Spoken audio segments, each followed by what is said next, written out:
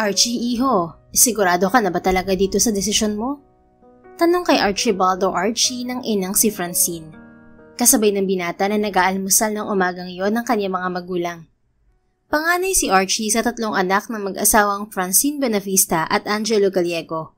Subalit siya lang ang kasama ng mga magulang sa hapag dahil parehong nasa Amerika ang dalawang nakababatang kapatid niya na sina Alexander at Alexis. Galing sa marangyang angkan ng ina ni Archie, ang pamilya Benavista ang isa sa mga pinakamayamang pamilya sa Pilipinas, habang ang ama naman niya ay dating mayor ng bayan nila. We've already talked about this 100 times, Mama. Desidido akong tumakbo bilang mayor ng bayan natin. I want to serve our people. Sagot niya sa ina. Ang tinutukoy niyang bayan ay ang bayan ng Santa Ana, Rizal. Isang bayan sa probinsya ng Rizal na katabi lang ng Metro Manila. Bata pa lang si Archie ay marami na ang nagsasabi na siya ang mini version ni Angelo Gallego. Kamukhang kamukha niya kasi ang ama. Subalit hindi lang pisikal na itsura at ugali ang nakuha ni Archie sa ama. Namana rin niya ang malaking puso nito para sa mga tao. Ilang buwan na ang nakalilipas mula nang magdesisyon siya na tumakbong alkalde ng bayan nila. Ngayong araw niya planong maghain ng Certificate of Candidacy. Naniniguro lang ang mama mo, anak. Singit ng papa niya. Marami ang politika dito sa Pilipinas. Oras na malaman ng lahat na kakandidato ka, maraming magtatakang sumira sa pangalan mo. Maraming paraan para tumulong sa mga tao na hindi kinakailangan pumasok sa politika. Pero mas makakatulong ako kung may posisyon ako sa gobyerno pa. Kung mahigit na nakakaintindi sa akin, ikaw yun. I know, nag-aalala lang naman kami sa iyo, anak. Wala kayong dapat ipag-alala sa akin. Pinagandaan ko na po ang bagay na to. Buo na ang desisyon ko. Alam kong maraming magtatangkang sumira sa pangalan ko, pero hindi sila magtatagumpay. Wala silang mahahanap na baho sa akin. I've been living an honest and clean life ever since. Katwiran ni Archie. Walang man siya ang pagkatao niya. Masasabi niyang isa siyang mabuting mamamayan ng bansa. Wala siya ni isang nilabag na batas at walang kahit na anong chismis na nadikit sa pangalan niya. Maayos din ang pagpapalaki sa kanya ng mga magulang. Ni minsan ay wala siyang tinapakang tao. Bukod pa roon, bata pa lang siya ay achiever na siya. Honor student siya mula grade school hanggang college. Nagtapos siyang cum laude sa kursang Political Science sa Ateneo. Pagkatapos ay nag-aral ng abogasya sa University of the Philippines. Nang maging ganap na abogado ay nagtrabaho siya bilang public defender sa Public Attorney's Office. Sa loob ng 5 taong pagtatrabaho bilang abogado para sa mga kapuspalan, lalo niyang napagtanto na gusto niyang makatulong sa mga tao sa mas malawak na paraan. I know, and I am proud of you, son. Sa lahat ng desisyon mo sa buhay, tandaan mo nakasuporta kami ng mama mo sa'yo. Wika ni Angelo Gallego sa anak. Ngumiti si Archie at nagpasalamat sa mga magulang. Pagkatapos ng almusal, sandali niyang iniwan ang mga ito para maghanda para sa pagpunta ng COMELEC. Kasalukuyan niyang isinusuot sa kamay ang paboritong relo ng magring ang cellphone niya. Nakangiti niyang sinagot ang tawag nang makita ang pangalan ng nasa kabilang linya. Good morning, future Mayor Archibald Benavista Gallego. Masayang bati sa kanya ng matalik na kaibigang si Audrey mula sa kabilang linya. Lalong napangiti si Archie. Stop that, Dr. Audrey Beneflor. Hindi pa nga ako naghahain ng COC. Nagsimula ang pagkakaibigan nila ni Audrey mahigit 10 taon na ang nakararaan. Pareho pa silang nag-aaral ng kolehiyo ng dalaga. Kahit magkaiba ang tinahak nilang nadas pag-alis sa universidad, nanatili ang pagkakaibigan nila at lalo pang lumago sa nakalipas na mga taon. Sus, nakikita ko ng future mo, Archie. Sigurado na ang pagkapanalo mo bilang mayor ng Santa Ana. Aba, ang tanga naman ng mga botante dyan sa bayan nyo kung pakakawalan nilang kandidatong tulad mo, no? Gwapo na, hindi pa korap, tunay na makabayan. Ani Audrey. Natawa siya. Ikaw lang ang number 1 supporter ko, Audrey. Grabe naman sa number 1. Number 2 lang, Archie. Pangalawa lang ako sa pamilya mo. Muli ay natawa siya. Hindi ka ba busy sa ospital ngayon? Isang doktor sa pampublikong ospital ang matalik na kaibigan. Wala namang oras na hindi busy dito sa ospital. Kadarating ko pa lang, ang dami na nakapilang pasyente. Siningit ko lang tong pagtawag ko. Sweet naman ang best friend ko. Narinig niya ang tawa nito. Siyempre, baka magreklamo ka na hindi man lang kita tinawagan at hindi ako nag-good luck bago ka mag-file ng COC eh. Maintindihan ko naman, doktora. Alam kong busy ka sa mga pasyente mo. Sus, pero magtatampo ka ng konti pag di ako tumawag. Kilala kita, Attorney Archie. Bahagya siyang natawa. Importante kasing marinig ko ang boses ng number 2 supporter ko. Oh, hayan. Good luck, Attorney Archie Gallego. From your number 2 supporter. Thank you, Doktora. May gagawin ka ba pagkatapos ng trabaho? Kung wala, susunduin kita. I'll treat you to dinner. I-celebrate natin ang pagtakbo ko bilang mayor. Sure, wala akong gagawin mamaya. Sakto rin hindi ko dala ang kotse ko. Pero teka, wala ba kayong celebration ng pamilya mo? My family will celebrate tomorrow night. Bukas pa kasi ang uwi ni na lola mula sa bakasyon. Anya. Okay, sige. See you later, Attorney. Haharapin ko muna itong mga pasyente ko. Work well, Dr. Audrey. Good luck sa'yo, future Mayor Gallego. Nasa iyo ang boto ko. Natawa siya. Hindi ka botante ng Santa Ana, Doktora. Ay, oo nga pala. Pero nasa iyo pa rin ang boto ko.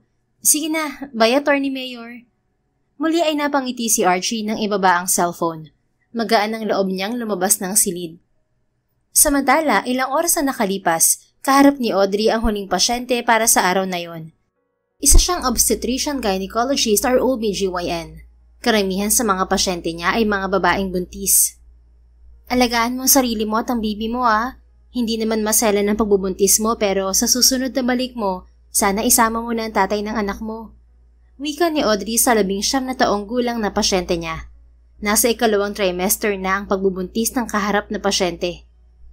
Sige po, Doktora. Next time, isasama ko ang tatay ng bibi ko. May baso kasi siya ngayon sa eskwela. Sagot ng babae. Lihim na napailing si Audrey. Pansin niya habang tumatagal ay pabata ng pabata ang mga buntis na pasyente niya. Ay, Doktora, si Attorney Archie Gallego ba yung kasama mo sa picture? Kuryosong tanong ng babaeng kaharap. Sinundan ni Audrey ng tingin ng isa sa 3 picture frame na nakadisplay sa estante ng opisina niya. Kasama niya si Archie sa partikular na larawang yon. College graduation nilang dalawa ng binata. Oo, kilala mo si Archie, Jenny? Tanong niya sa pasyente. Tumango ang babae. Taga Santa Ana kasi ako, Doktora. Narinig ko natatakbo siyang mayor ng bayan namin. Saka nakita ko siya kanina sa TV. Kasama niyang nag-file ng COC si former Mayor Angelo Gallego. Anito na ang tinutukoy ay ang ama ng binata. Oo, tatakbo siyang mayor ng bayan niyo. Sayang nga hindi ako makakaboto sa inyo. Pero support ko pa rin siya. Doktora, boyfriend mo pala si Attorney Archie Gallego? O sisa ng pasyente? Hindi, magkaibigan lang kami. Ayun ang boyfriend ko. Anya't itinuro ang isa pang picture frame kung saan kasama naman niya ang nobyong si Mike. Ay, sorry Doktora. Akala ko boyfriend mo si Attorney Archie Gallego. Bagay kasi kayo. Ang ganda mo tapos ang gwapo rin niya. Ngumiti lamang si Audrey. Hindi naman yun ang unang pagkakataon na napagkamalan siyang nobya ni Archie. Botante ka na ba? Si Archie sanang iboto niyo sa darating na eleksyon Ay, oo naman Doktora. Siya ang iboboto ng pamilya namin. Hindi lang siya gwapo. Talagang may malasakit sa mga tao. Kahit matagal nang wala sa posisyon ng ama niya, hindi sila nakakalimot na tumulong sa mga mamamayan ng Santa Ana. Kaya si nanay, masayang-masaya kasi may tatakbo ulit na Gallego. Umunlad daw ng husto ang bayan namin sa pamumuno ni Angelo Gallego, kaya siguradong ganun din kapag si Attorney Archie ang naging mayor. Napangiti si Audrey. Si Archie na yata ang isa sa pinakamatulungin na taong nakilala niya. Kaya nga sila naging magkaibigan ay dahil sa kabutihan ng lalaki. Nagsimula ang pagkakaibigan nila ng binata nang tulungan siya nitong bayaran ng isang SEM na tuition niya sa kolehiyo. Hindi kasi siya tulad ni Archie na nanggaling sa mayamang angkan. Normal na empleyado lamang ang ama ni Audrey. Nang minsang nakapila siya sa cashier para magbayad ng tuition, ay naiwala niya ang perang bigay ng ama. Nagboluntaryo ang kasunod niyang estudyante sa pila na ito na ang magbabayad ng tuition niya. At ang estudyanteng yon ay si Archie Gallego. Kapalit ng kabutihang ginawa nito, nang mapagtripan na ito ng isang grupo ng estudyante na mahilig sa gulo ay ipinagtanggol niya ang binata. Magaling kasi sa martial arts si Audrey. Isang martial arts instructor ang ama niya kaya bata pa lang siya ay marunong na siya sa iba't ibang larangan ng self-defense. Tinuruan din niya nito si Archie. Anyway, salamat ulit Doktora. Anang pasyente bago ito nagpaalam sa kanya. Nang maiwan mag-isa si Audrey sa opisina ay tumunog ang cellphone niya. Hello, hon? Bati sa kanya ng nobyong si Mike sa kabilang linya. Mike, 1 taon ng relasyon nila ng lalaki. Nakilala niya ito sa ospital. Kapatid kasi ito ng isa sa mga dating pasyente niya. Masugid na nanligaw sa kanya si Mike sa loob ng 2 taon hanggang sa huli ay sumuko siya at sinagot ang binata. Tapos na ba ang trabaho mo, Han? Tanong ni Mike. Oo, napatawag ka. Akala ko busy ka sa trabaho ngayon. Isang marketing supervisor ang binata. Dahil pareho silang abala sa trabaho ng nobyo, kahit pareho lang silang nasa syudad ay hindi sila madalas magkita. Nakancel ang isang meeting ko ngayon. Sunduin kita sa ospital. Sabay tayo mag-dinner, Han. Nakagat niya ang ibabang labi. Sorry, Han. May usapan na kasi kami ni Archie mamaya. Uunahin mo pa yung kaibigan mo kaysa sa akin na boyfriend mo, Audrey. Hindi naman sa inuuna ko siya, Mike. Nauna na kasi yung usapan namin. Ang sabihin mo, mas importante yung lalaking yun kaysa sa akin, Audrey. Tila may pagtatampong sagot nito. Of course not, Mike. Ikaw ang boyfriend ko. Kung ako ang boyfriend mo, sa akin ka sasama ngayong gabi, Audrey. Nagsalubong ang kilay niya sa narinig. What? I can't do that. Naunang usapan namin ni Archie. Hindi mo ba naiintindihan yon? Hindi mo rin ba naiintindihan na nagsiselos ako dahil may gusto sa yung lalaking yun, Audrey? Ano ka ba? Walang gusto sa akin si Archie, Mike. Magkaibigan lang kami. Siguro para sa'yo, kaibigan lang ang tingin mo kay Archie. Pero yung kaibigan mong yun, may gusto sa'yo. Lalaki rin ako kaya alam ko, Audrey. Hindi yan totoo, Mike. Kaibigan lang din ang turing sa akin ni Archie. Kilala ko siya. Straightforward siyang tao. Kung may gusto siya sa akin, matagal na sana niya sinabi sa akin yung tungkol sa walang basihang hinala mo. Ewan ko sa'yo, Audrey. Humagot siya ng malalim na hininga. Look, Han, I'm sorry kung hindi kita mapagbibigyan ngayon. Babawi na lang ako sa'yo sa ibang araw, okay? Ano pa bang magagawa ko? Sige na, babalik na ako sa trabaho ko. Bago pa siya makasagot ay nawala na ito sa kabilang linya. Nainis siya sa ginawa ng nobyo. Subalit sa huli ay napabuntong hininga na lang siya nang ibaba ang cellphone. Ilang minuto ang lumipas, muli ay nagring yon. Sa pagkakataong yon, si Archie na ang tumatawag. Hey, doktora, nandito na ako sa labas ng ospital. Wika ng kaibigan niya sa kabilang linya. Okay, sige, pababa na ako. 15 minutes. Gusto mong sunduin kita sa opisina mo? May mabigat ka bang dala? Wag na, Archie. Hintayin mo na lang ako dyan sa parking. Alright. Mabilis na nag-ayos si Audrey matapos ibaba ang cellphone. 15 minuto ang nakalipas, nasa car park na siya ng ospital. Malayo pa lang ay natanaw na niya si Archie. Nakatayo ito sa labas ng kotse nito at may kausap sa cellphone. Napanguso siya habang pinagmamasdan ng binata. Simpleng polo shirt at maong na pantalon lamang ang suot nito, subalit tila isa itong modelo sa tangkad at tindig nito. Hindi niya maikakaila na talagang gwapo si Archie. College pa lang sila ay hinahabol na ito ng mga babae. Bentang-benta sa mga kababaihan ang malalim nitong mga mata, makapal na kilay, matangos na ilong at mapulang mga labi. Saktong paglapit niya sa binata nang ibaba nito ang cellphone. Ngumiti si Archie. Ngumisi siya pabalik sa lalaki. Hi, future mayor. Pabirong bati niya. Bahagyang nanlaki ang mga mata nito. Shh, ano ka ba? Baka may makarinig sa'yo. Marahang saway nito. Wala na bang ibang tao maliban sa atin? Pusa lang ang pwedeng makarinig oh. Anya't itinuro ang pusang nakatambay sa isang nakaparadang kotse malapit sa kanila. Ikaw talaga. Nangingiting-an nito bago buksan ang pinto ng front seat ng kotse nito para sa kanya. Sino yung kausap mo sa cellphone? O sisa niya nang pareho na silang makapasok sa kotse nito? Campaign manager ko. Nakita ko yung interview sa'yo kanina pagkatapos mong mag-file ng Certificate of Candidacy. In fairness, ang gwapo mo doon, attorney ah. Natawa lang ito bago kinabit ang seatbelt. Saan mo gustong kumain, doktora? Tinatanong pa ba yan? Siyempre dun sa paborito natin. Sagot niya. Baka kasi may iba kang gustong puntahan. Ngumuso siya. Alam mo naman na chicken sisig ang lagi kong gustong kainin kapag stress ako sa trabaho. Bumaling sa kanya ang binata. Masyado kang na-stress sa trabaho ngayon? Bumuntong hininga siya. Ang dami ko kasing pasyente kanina. Halos mga teenager pa ang karamihan. Ang hirap na nga ng buhay dito sa Pilipinas, lalo pang lumalala ang teenage pregnancy. Tapos itong si Mike dumagdag pa.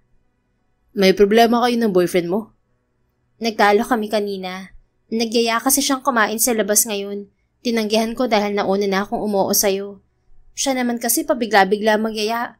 Hayun, nainis at binabaan ako ng cellphone. Binabaan ka ng cellphone? Really? Salubong ang kilay na sulyap nito sa kanya. Oo naintindihan ko naman siya. Siyempre, nagtampo yung tao. Mahigit 1 linggo na kaming hindi nagkikita. Siguro mainit din ang ulo niya dahil laging busy sa trabaho. Hindi sapat na dahilan yung magtampo siya para umakto siya ng ganun sa'yo. Kung ako sa'yo, hihiwalayin ko ng lalaking yun, Dok.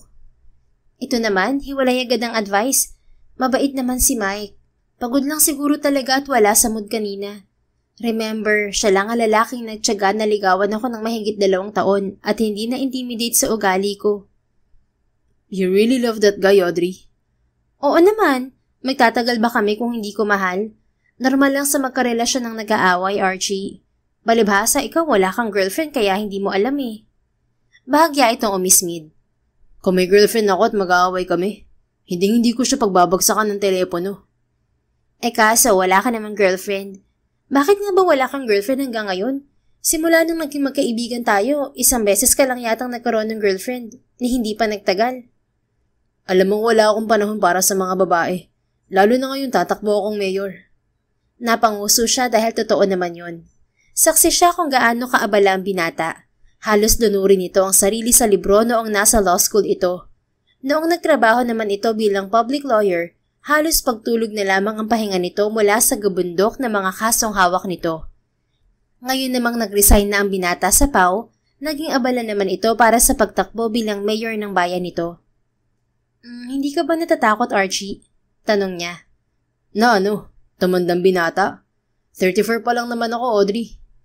Sus, hindi ka tatandang binata. Kahit senior ka na, marami pa rin naghahabol sa iyong babae, no? I mean, di ka ba natatakot na baka palyado na yung junior mo? Natawa ito. Paanong papalya? Gumagana to kahit wala akong girlfriend. May kamay naman ako, doktora. Bahagyang nag-init ang pisngi niya nang mapatingin sa malaki at maugat na kamay ng lalaki sa manibela. Hayan, kung makapagtanong ka kasi parang yung sayo hindi inaagyo. Tudyo kay Audrey ng kanyang isip. Sa edad kasi na 33 ay wala pa rin karanasan si Audrey. Ipinangako niya sa yumaong ama na sa asawa lang niya isusuko ang bataan. Nako, kaya siguro magaspang yang kamay mo no? Inaaraw-araw mo yata, attorney? Tukso niya na ikinatawa lang nito. Sa ilang taong pagkakaibigan nila ni Archie ay talagang komportable na sila sa isa't isa. Ilang minuto ay nakarating sila sa paboritong restaurant nila ng binata. Sabay silang pumasok sa loob. Good evening, attorney, doktora. Yung usual na order niyo po ba? Tanong sa kanila ng waitress. Dahil regular customer silang dalawa ni Archie sa restaurant ay kilala na sila ng mga staff doon. Yes, pakidagdagan na lang ng extra rice, Mara. Gutom ako eh. Wika ni Audrey sa waitress. Gutom ka? Hindi ka ba nag-lunch? Kunot noong tanong ni Archie pag alis ng serbidora. Nako, hindi ako nakapag-lunch sa dami ng pasyente kanina. Meron pang buntis kanina na isinugod sa emergency room. Sumimangot si Archie. Sinabi ko naman sa'yo kahit gaano ka kabisi sa trabaho, hindi ka dapat nagpapalipas ng gutom. Ikaw pa naman yung doktor sa ating dalawa, ikaw tong pasaway. Umuso siya. Sorry na, attorney. Do not do it again, Audrey. Promise me. Opo, promise. Anyat itinaas pa ang isang kamay. Good. Pagdating ng order nila, unang inasikaso ni Archie ang pagkain niya. Pinanood niyang pigaan nito ng kalamansi ang sisig niya bago haluin. Here, kain ka na. Marahang wika nito at inabot sa kanya ang kubyertos. Napangiti siya. Sweet mo talaga, attorney. Kaya napagkakamalan akong girlfriend mo minsan eh. Umangat ang kilay nito. Bakit? Hindi ba kita pwedeng asikasuhin kahit magkaibigan lang tayo? Hindi naman. Alam ko namang maasikaso ka talaga. Kaya ka pinagsisilosan minsan ni Mike eh. Tila natigilan ito. Nagsiselo sa akin ng boyfriend mo? Tumikhim siya. Well, oo. Hindi ko alam kung bakit bigla niyang binibigyan ng mali siyang pagkakaibigan natin. Noong una ay walang problema kay Mike ang pagkakaibigan nila ni Archie. Subalit nitong mga nakaraang buwan ay lagi nagrereklamo ang nobyo kapag sumasama siya kay Archie. Habang nakatingin sa kaibigan, bigla ay naalala niya ang sinabi ng nobyo kanina. Imposibleng may gusto sa kanya si Archie. Sa mahigit 1 dekadang pagkakaibigan nila, Ni minsan ay hindi ipinakita ni Archie na higit pa sa isang kaibigan ang tingin nito sa kanya. Baka yung boyfriend mo may tinatago kaya inaakusahan tayo ng kung ano. Nakaismid na wika ni Archie. Bahagya siyang natawa. Sa tingin mo, lolokohin ako nun? Takot lang yun na mabugbog ko. Sinabi ko sa kanya na kapag nagloko siya, hindi ako magdadalawang isip na basagin ng kinabukasan niya. Huwag na natin pag-usapan yung boyfriend mo. Let's just eat. Tumango siya at sumubo. Ganoon din ang ginawa ng kaharap. Isa sa mga bagay na nagpatibay ng pagkakaibigan nila ni Archie ay ang hilig nilang pareho sa pagkain. Lahat ng paborito niyang pagkain ay gusto rin ng binata. Kahit naubod ng yaman ng pamilya ni Archie ay simple lang ito at hindi maarte. Kaya bagay talaga itong maging public servant. Grabe, busog na busog ako. Ang sarap talaga ng pagkain dito. Anya pagkatapos bayaran ni Archie ang bill nila. Ang sarap nga ng kain mo. Nag-request ka pa ng extra leche flan. Komento ng binata. Ngumisi siya. Siyempre, masarap talaga kapag libre. Thank you, attorney. Anytime, Audrey. Bahagyang natawang sagot nito. Ilang sandali pa ay tumayo sila at sabay na tinungo ang pinto ng restaurant. Subalit bago pa sila makalabas ay may isang babaeng customer na humarang sa kanila. Kayo po si Attorney Archie Gallego, di ba? Yung sikat na lawyer ng PAO na tatakbo ngayong mayor ng Santa Ana? Tanong ng babae kay Archie. Ako nga po yun. Nako, ang gwapo mo pala sa personal, sir. Pwede pong pa-picture? Sige po. Walang pag-aalinlang ang sagot ni Archie. Ako na magpipicture sa inyo. Prasinta ni Audrey. Kinuha niya ang cellphone ng babae at bahagyang lumayo para makunan ito ng larawan kasama si Archie. Thank you, miss. Ang bait pala ng girlfriend ni attorney.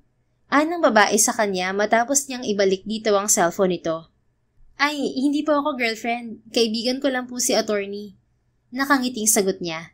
Si Archie naman ay magalang na nag-excuse sa babae at iginiya na siya palabas ng restaurant. Parang artista ka na attorney ah. Sa campaign period, mangharana ka at magsayaw sa stage. Nako, siguradong marami kang mahahatak na botante. Pabirong wika niya sa binata pagpasok nila sa kotse nito. Sumimangot ito. Gusto kong iboto ako ng mga tao dahil sa plataforma ko, hindi dahil sa itsura ko. Ito namang si attorney. Joke lang, syempre. Lika na nga, hatid mo na ako. Baka abutan pa tayo ng heavy traffic. Kalahating oras ang nakalipas, nakarating sila sa tapat ng condo building kung saan siya nakatira. Mag-isa na lang sa buhay si Audrey.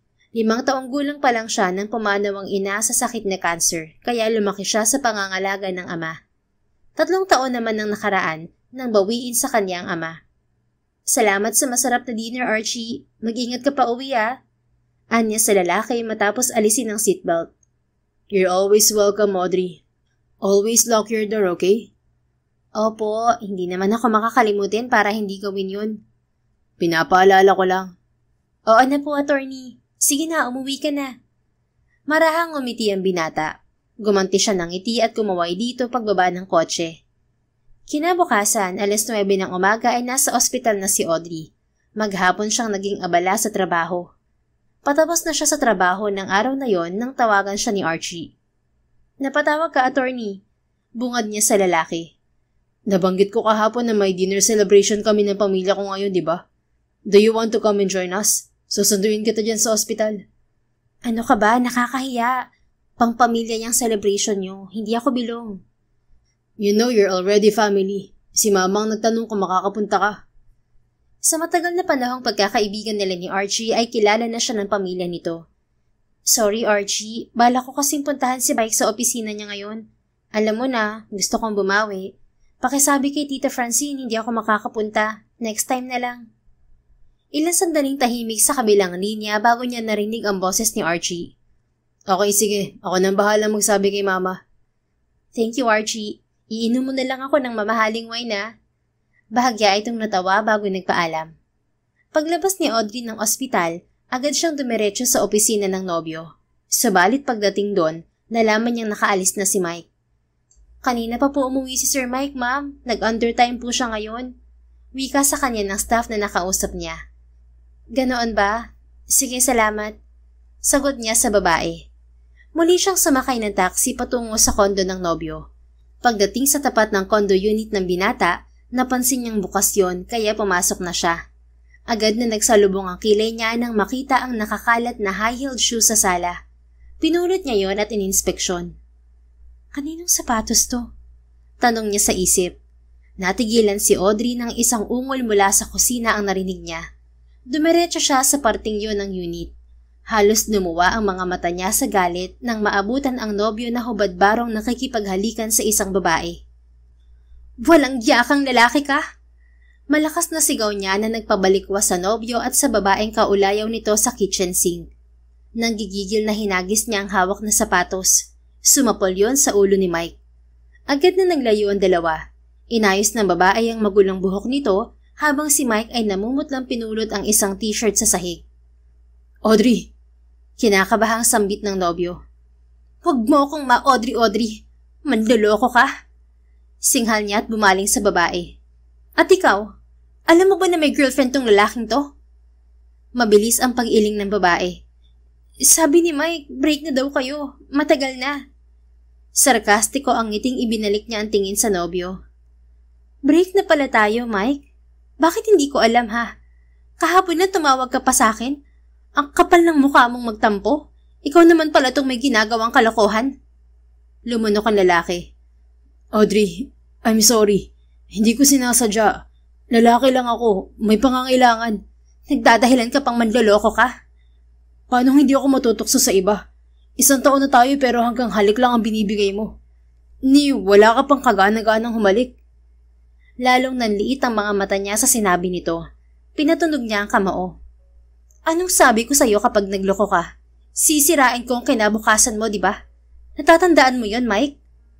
Umatras si Mike hanggang sa mapasandal ito sa lababo. Teka, Audrey. Pwede bang pag-usapan muna natin to? Huwag naman ganito. Ngayon takot ka. Sana hindi ko gumawa ng kalokohan. Doktor ka, hindi ko pwedeng manakit. Shut up, Mike. Hindi kita pasyente. Wala sa sinumpaan kong oath na bawal akong manakit ng manlolokong lalaki. Lalo na kung ex-boyfriend ko ang lalaking yun. Huwag kang lalapit, Audrey. Banta ni Mike. Hinawakan ito ang isang sandok at itinapat sa kanya. Bali walang sinipa lang niya yon bago hinila ang braso nito. Sinubukan ni Mike na ipitin ang leeg niya gamit ang braso nito, subalit ginamit niya ang kaalaman sa martial arts para kumawala rito. Pagkatapos ay pinilipit niya ang braso nito bago tinuhod ng malakas ang pagkalalaki nito. Namilipit sa sakit si Mike at napadaos-dos sa sahig. Yan ang bagay sa tulad mong manloloko. Huwag ka na magpapakita pa sa aking lalaki ka. Singhal niya bago tumalikod. Taas noon niyang nilisan ng kondo ni Mike. Subalit sa halip na umuwi ay dumiretso siya sa isang bar. Iniinom niya ng alak ang ginawang pagtataksil ng nobyo na ngayon ay ex-boyfriend na niya. Hindi alam ni Audrey kung gaano katagal siyang nasa bar counter nang tumunog ang cellphone niya. Hello? Sino to? Lasing na tanong niya sa kausap nang sagutin ng tawag. Audrey, bakit ganyan ang boses mo? Lasing ka ba? Sunod-sunod na tanong ni Archie. Tila may humaplo sa puso niya nang marinig ang pag-aalala sa boses ng kaibigan. Archie, niloko ako ng walang yung Mike na yun. Nahuli ko siyang may ibang babae. Naiiyak sa galit na pagsusumbong niya sa lalaki. Narinig niya ang mura nito. Nasaan ka, Audrey? Pupuntahan kita. Sinabi niya ang bar na kinaroroonan niya. Kalahating oras ang lumipas, nasa harap na niya ang matalik na kaibigan. What the hell, Audrey? Kanina ka pa ba rito? Dapat tinawagan mo agad ako. Ani Archie nang maupo sa tabi niya. Ayoko maabala ka, Archie. Kahit kailan hindi ka naging abala sa akin. Nangingi ito ng tubig sa bartender at pinainom yun sa kanya. Bahagya siyang nahimasmasan sa ginawa nito. Now, tell me, what happened? Masuyong tanong ni Archie. Bumalik ang pagngingit-ngit sa dibdib niya. Nahuli ko si Mike na may kahalikang babae sa kondo niya. Ang walang yang yun. Sa una lang pala siya magaling. Manloloko pala ang gago. Nagtiimbagang si Archie. Magkita lang kami ng manlolokong lalaking yun. May kalalagyan ang mukha niya sa akin. Hey, bawal manuntok ang future mayor. Saka di mo na kailangan gawin yun, Archie. Binasag ko ng pagkalalaki niya. Pahisteryang tumawa siya nang maalala ang ginawa sa dating nobyo. Dapat lang sa kanya yun. Ani Archie kasabay ng pag-angat ng sulok ng mga labi. Ngumisi siya. Uminom na lang tayo, future mayor. I-celebrate natin ang pagiging single ko at ang pagkandidato mo bilang mayor ng Santa Ana. Hindi pwede, Audrey. Ipagmamaneho pa kita pa uwi. Ang mabuti pa, halika na. Umuwi na tayo. Sumimangot siya. Alam mo, pagdating sa mga ganitong bagay, killjoy ka talaga, attorney. Shh, let's go home. Masama sa doktor ang naglalasing. Dapat maging mabuting ehemplo ka, doktora. Wala siyang nagawa ng alalayan na siya ni Archie palabas ng bar. Habang akbay siya ng binata, naalala niya ang mga sinabi ng dating nobyo.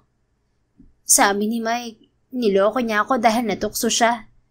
Ganun ba talaga ang mga lalaki, Archie? Mahinang tanong niya.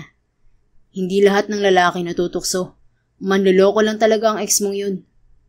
Lumunok siya at bumaling dito. Sa lapit nila ay amoy na amoy niya ang pabango nito. Hindi lang talaga gwapo ang kaibigan niyan to. Ubod din ng bango. Sabi niya rin, wala akong kagana-ganang humalik. Totoo kaya yun? Hindi yun totoo. Paano mo nasabi? Hindi mo pa naman ako nahahalikan. Huminto sila sa tapat ng kotse ng binata. Bago pa nito mabuksan ang pinto ng front seat ay isinandal niya ito sa katawan ng sasakyan. Hey Audrey, what are you doing? May pagtatakang tanong ni Archie. Ikinawit niya ang braso sa batok ng lalaki at diretso itong tiningnan sa mga mata.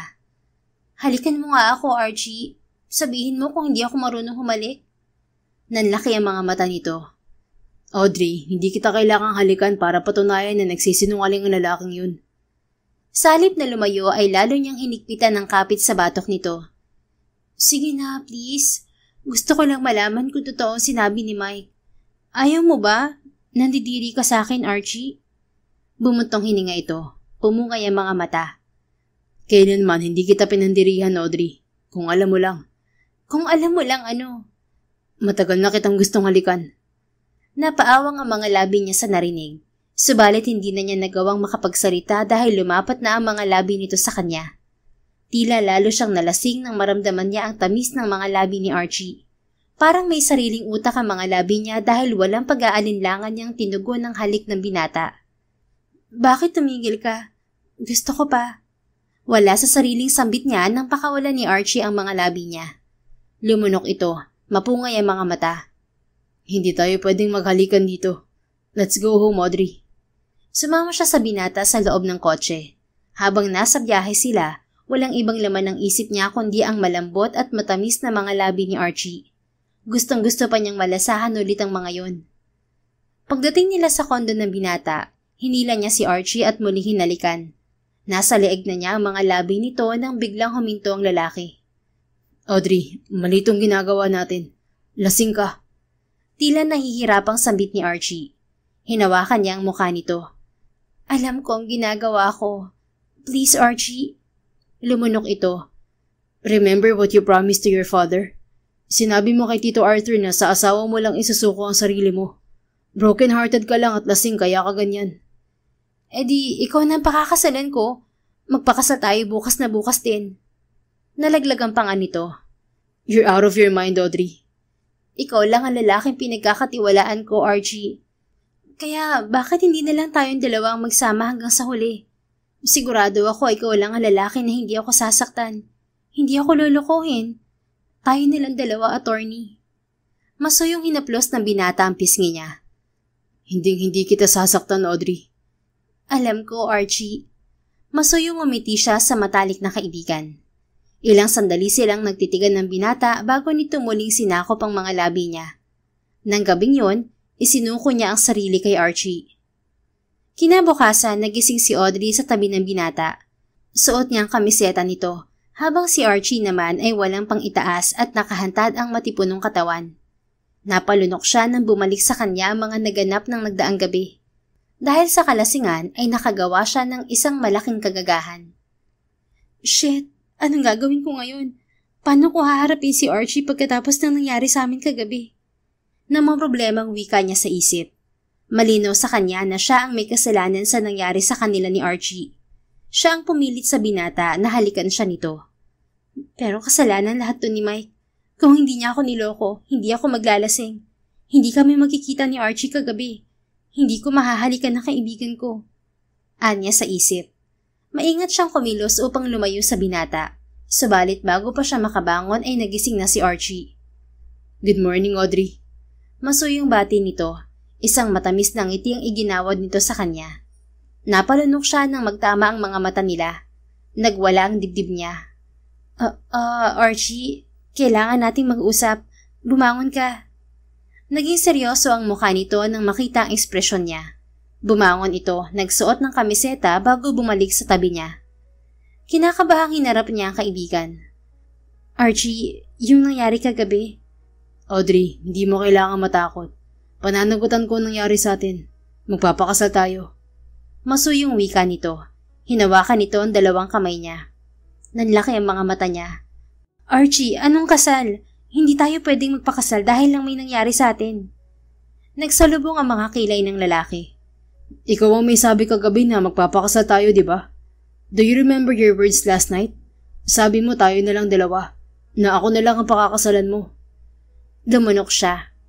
I'm sorry, Archie. Nasabi ko lang yun dahil lasing ako kagabi. I didn't mean it. Hindi tayo pwedeng magpakasal dahil hindi naman natin mahal ang isa't isa. Anong gusto mo mangyari ngayon, Audrey? Gusto ko sanang kalimutan na lang natin ang nangyari kagabi. Let's just pretend that it didn't happen. Hindi pwedeng masira ang pagkakaibigan natin dahil lang sa pagkakamaling to, Archie. Huwag ka mag-alala. Wala namang mabubuo dahil safe ako. Sa tingin mo magagawa kong kalimutan ang nangyari sa atin? Nasira na ang pagkakaibigan natin nung nakiusap ka sa akin na halikan kita. Mataman siya nitong tinitigan sa mga mata. I will marry you, Audrey. Magpapakasal tayo. Pananagutan ko ang nangyari sa atin. Archie, hindi maitatama ang mali ng isa pang pagkakamali. Maling desisyon ng pagpapakasal dahil wala naman tayong pagmamahal sa isa't isa. Bumuntong hininga ito. Ikaw maaaring hindi mo ako mahal. Pero mahal kita, Audrey. I'm in love with you. Kasabay ng paglaglag ng panga niya ay tila pansamantalang huminto rin ang tibok ng puso niya. Anong sabi mo? Mahal kita, Audrey. Matagal na ako may lihim na pagtingin sa'yo. Pero magkaibigan tayo. Oo, magkaibigan tayo. Kaya hindi ko nagawang aminin sa'yo ang nararamdaman ko. Dahil ayokong lumayo ka sa akin. But I've been in love with you for a long time now, Audrey. Nag-aaral pa lang tayo, mahal na kita. Nang una, kaibigan lang talaga ang turing ko sa'yo. Hanggang sa unti-unti ako nahulog sa'yo. Pero hindi ko magawang aminin sa'yo ang nararamdaman ko. Bukod sa natutorpe ako, alam kong walang katugon ng damdamin ko. Kaya nakontento na lang ako bilang kaibigan mo. Napasinghap siya bago sandaling napatulala. Kung ganun ay tama ang sinabi ni Mike. May lihim na pagtingin nga sa kanya ang matalik na kaibigan. Archie, I'm sorry. Hindi ko alam. Tanging nasambit niya matapos ang lahat ng sinabi nito. Umiling si Archie, marahang umiti. Hindi mo kasalanan na may nararamdaman ako para sa iyo, Audrey. Lumunok siya. Pero Archie, kahit na may nararamdaman ka sa akin, hindi pa rin tayo pwedeng magpakasal. Unfair sa'yo kung papayag ako magpakasal tayo gayong wala ako nararamdaman sa'yo. Isa pa, kahihiwalay ko lang kay Mike. Wala akong pakialam kung wala ka pang nararamdaman sa akin ngayon, Audrey. Kapag mag-asawa na tayo, matututunan mo rin ako mahalin. I will do everything to make you fall in love with me. Archie, magkaibigan tayo.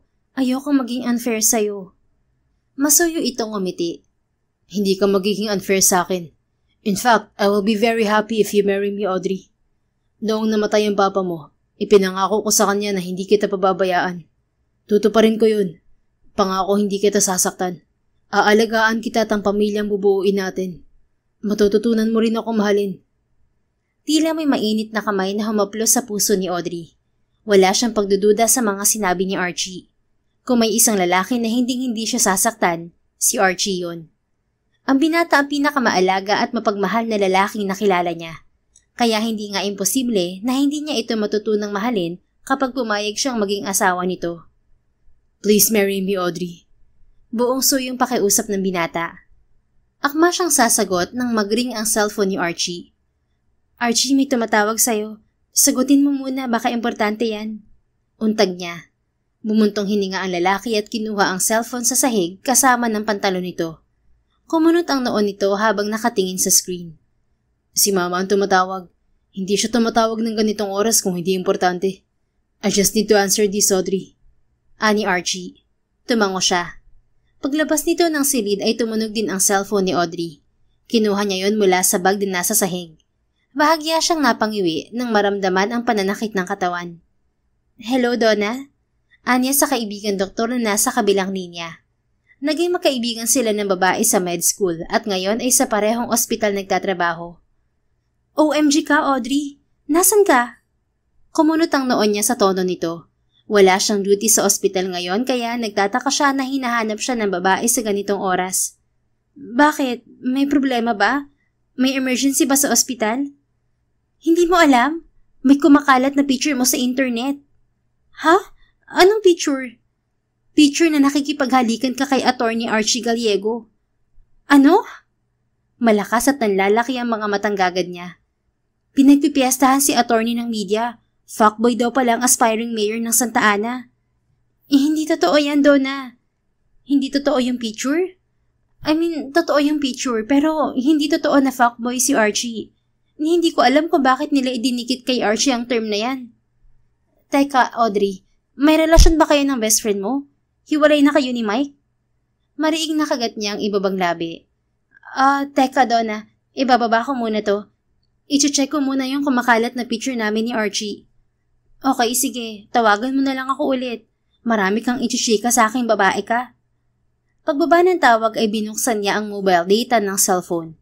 Binisita niya ang mga social media site niya. Doon ay nakita nga niya ang larawan nila ni Archie sa labas ng bar kagabi. Iba't ibang media outlet ang nag-caption sa mga larawan. Halos lahat ng komento sa ibaba ng larawan ay puro paninira kay Archie. Attorney Archie Gallego scandal? Ganito ba ang gusto niyong mayor? Kung saan-saan nangahalik ng babae? Basa niya sa isang comment na agad na nagpainit sa ulo niya. Gusto niyang isa-isang sagutin ang mga nababasang negatibong komento kay Archie. Audrey. Napabaling siya kay Archie na hindi niya namalayang nakabalik na sa salid. Archie, may picture tayong kumakalat sa social media. Naupo sa tabi niya ang binata at bumuntong hininga. Yeah. Kaya tinawagan ako ni Mama at ng campaign manager ko. I'm sorry about that. Siguradong mga makakalaban ko sa politika ang nagpakalat nun para sirain ako. Kaka-file mo pala ng COC, sinusubukan ka ng sirain ng mga detractors mo? Ganun talaga ang politika dito sa Pilipinas, Audrey. Bumuntong hininga siya. I'm sorry. Kasalanan ko kung bakit tayo nakuhanan ng picture kagabi. Wala kang kasalanan. It's my decision to kiss you last night. Wala akong pinagsisihan dun. Don't worry about those pictures. May mga kinausap na ako para burahin yun. Pero ang dami ng negatibong komento sa'yo. Huwag mo nang isipin yun. Umiling siya. Hindi siya makakapayag na dahil lang sa larawan na yon ay masisira ang iniingatang reputasyon ni Archie. Ayokong pumangit ang imahe mo sa mga tao, Archie. Ipaalam mo sa lahat na fiancé mo ko at magpapakasal na tayo. Namilog ang mga mata nito. Pumapayag ka ng magpakasal sa akin? Marahan siyang tumango at tipid ng humiti. Bukod sa ayaw kong masira ang pangalan mo, ikaw ang tanging lalaking pinagkakatiwalaan ko. Naniniwala ako sa sinabi mo na matututunan kitang mahalin. Gusto kitang mahalin, Archie. Niyakap siya ng binata. Thank you, Audrey. Pangako aalagaan kita. Hindi kita sasaktan. Ngumiti siya. I know, Archie. I know. Nang pakawalan siya nito ay hinawakan naman nito ang dalawang kamay niya at dinala sa mga labi nito. Gumapang ang kuryente sa katawan ni Audrey. Hindi pa rin siya makapaniwala na matagal na siyang minamahal ng kaibigan. Let's go to my parents' house. Ipaalam natin sa mga magulang kung pagpapakasal natin. Anang binata. Ngumuso siya. Teka Archie, first things first. Kumain muna tayo. Gutom na ako. Nagwawala na mga bulati sa tiyan ko. Napakurap ito at tila ngayon lang naalala ang tungkol sa almusal. Oo nga pala, nakalimutan ko. Go and take a shower first. Magluluto muna ako ng breakfast. Teka, kaya mo bang maglakad? Gusto mong buhatin kita? Namula ang mukha niya. Bigla ay tinamaan siya ng hiya sa matalik na kaibigan. Kaya ko maglakad, Archie. Hindi naman masyadong masakit. Mabuti naman. Siniguro kong magdahan-dahan kagabi. Mahinang hinapas niya ang braso nito. Archie, huwag mo nang banggitin yung kagabi. Kumislap ang mga mata nito. Namumula ka? Nahihiya ka, doktora? Archie? Mahina itong natawa. Ito na nga po, hindi na. Sige na, maligo ka na. Teka, wala akong isusuot na damit. Yung sa akin na lang muna. Bagay naman sa'yo ang t-shirt ko oh. Pinigilan niyang muling mamula sa harap ng binata. Dumiretso na siya sa banyo para maligo. Paglabas niya ay naabutan niya ang isang pares ng t-shirt at jogging pants sa ibabaw ng kama. Mabilis na isinuot niya yon at lumabas ng silid. Naabutan niya si Archie sa kusina. See? Bagay sa'yo yung damit ko. Nakangiting wika nito nang pasadahan siya ng tingin. Umuso siya. Parang akong mascot sa laki nito. Wala ka pang binigay na underwear. Bahagya itong nagangat ng kilay. I don't think kasya sa yung underwear ko, Audrey. Nag-init ang mga pisngi niya. Talagang ang hindi na sila makakabalik pa sa dati nilang pagkakaibigan. Lahat ng kilos nito ay may mali siya na para sa kanya. Tumikim na lang siya. Anong niluto mo? Beef tapa. Gumawa rin ako ng omelette. Napangiti siya dahil paborito niya ang dalawang yon. Lalong nagwala ang mga bulate ko. Natawa ito at ipinaghila siya ng upuan. Come on, pakainin na natin yung mga alaga mo. Natatawang naupo siya. Subalit nawala ang ngiti niya nang bigla ay patakan siya nito ng halik sa noo. Napakurap siya kasabay ng paggapang ng init sa mukha niya. Bale wala namang ipinaghanda siya ng pagkain ni Archie. Ipinagsalin din siya nito ng orange juice at tubig. Archie?